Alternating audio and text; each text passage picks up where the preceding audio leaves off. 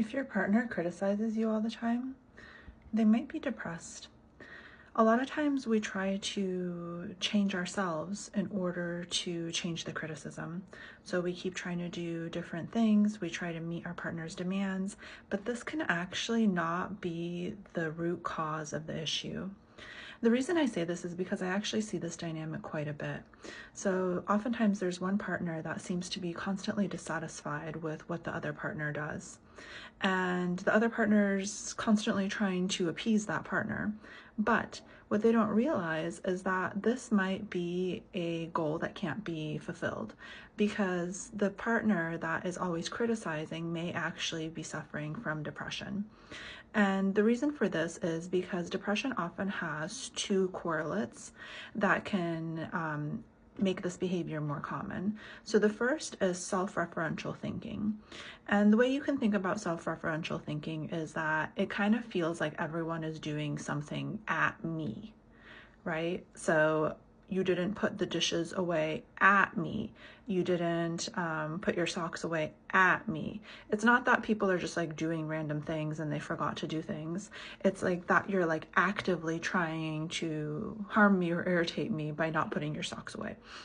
And so this self-referential thinking is a really difficult way to think because it increases the likelihood of depression and it makes people just more irritable and sad. And the second thing that oftentimes maps onto depression is having a negativity bias.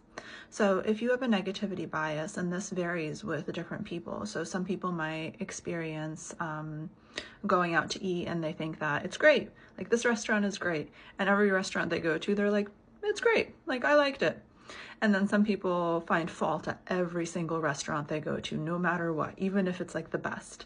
They'll be like, well, you know, it was okay, but then the server was a little bit late with my water. Like there's always some type of negative that they see. So people very much vary in this. Some people will always see the positive, some people will always see the negative, and most of us kind of exist in the middle. But if you have a strong negativity bias, you're always going to find fault with what your partner does because you just tend to see fault everywhere, right? You could go to the best restaurant in the world and you would still find fault. And if you have this type of mind, and depression tends to create like a vicious cycle with this type of bias, in which if you have a negativity bias, you're more likely to be depressed, but also depression causes this type of negativity bias. And so it kind of spirals over and over again, and it's hard to get out of this type of vicious cycle.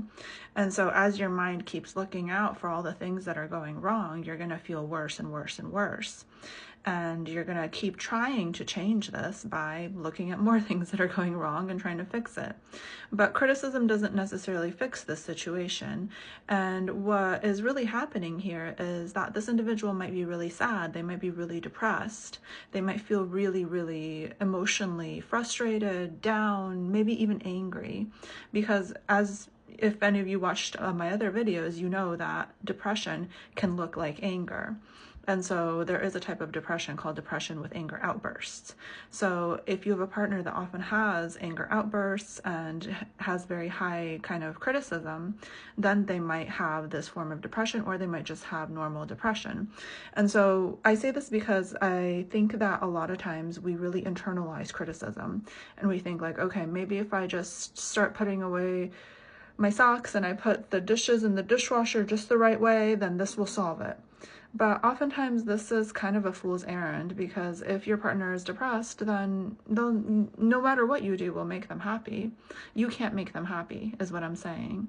And so if you're experiencing this, just remember that it might not be you, and that it's really important to get this individual some help so that they can actually feel better in a way that addresses the root cause of their dissatisfaction. Because no matter what you do, they won't feel happier unless they address that root cause, whether it's the way they think, whether it's something physical that's causing the depression. That needs to be addressed to make them actually feel satisfied with you and with life.